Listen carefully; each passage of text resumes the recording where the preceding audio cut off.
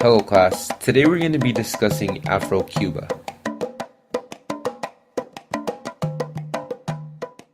Prior to the arrival of the Spaniards, Cuba was inhabited by Tainos who had a strong connection to their land and culture. The authorization of Spain to introduce black slaves took place in 1512, in which they brought 4 African Americans into the country.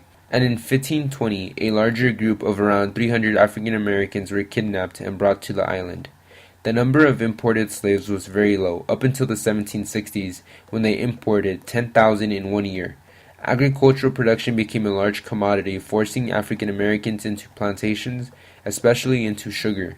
In the year 1775, they produced 4,700 tons, and in 1806, with a huge increase in slavery, the production was 34,000 tons of sugar. Slaveholders were actually forced to feed and provide clothes, but for the most part, they did not do this as they saw slaves as inferior. Lastly, once African Americans arrived to Cuba, the Spaniards were forced to teach them Catholicism and force them to go to Mass.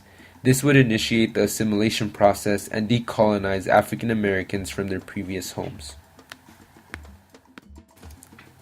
The Spaniards had control over Cuba, especially since they had lost power and control over other territories. By the 1860s, more Cubans were interested in independence and wanted to change their current system of being oppressed. Maceo was one of the military leaders who sought for Cuba to gain independence. He stated, "There were no blacks or whites, only Cubans." In saying this, he wasn't being inclusive to a certain group, but rather appealing to all people within Cuba to fight the Spaniards.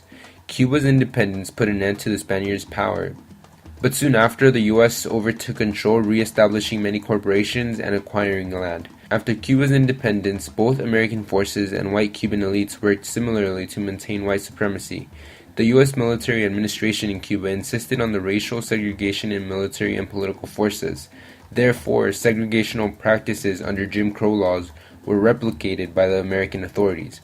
In 1902, an immigration law banned black immigration to Cuba from Jamaica and Haiti.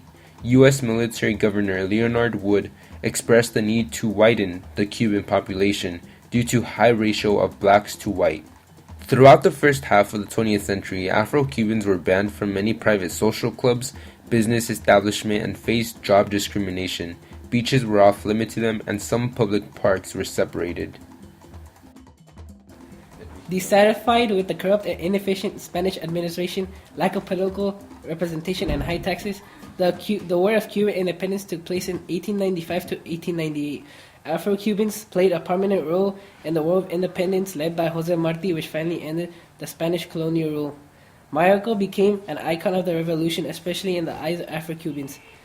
Mayorga was a black general who led an interracial army during much of Cuba's 30-year fight for independence from Spain. He was ambushed and killed in 1896. In 1959, during the Cuban Revolution, the number of Afro-Cubans increased. Afro-Cubans really showed appreciation for the President Fidel Castro and fought next to his side against the opposing forces. Economic and social conditions for blacks improved as they were given land and freedom, with Castro being in power.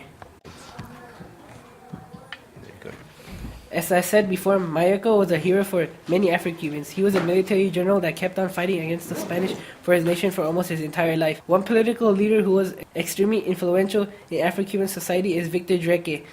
In 1950, he was a young leader of the revolutionary struggle against the U.S. After the successful revolution, he had numerous responsibilities in the revolutionary armed forces and in political leadership of battle to transform Cuban society.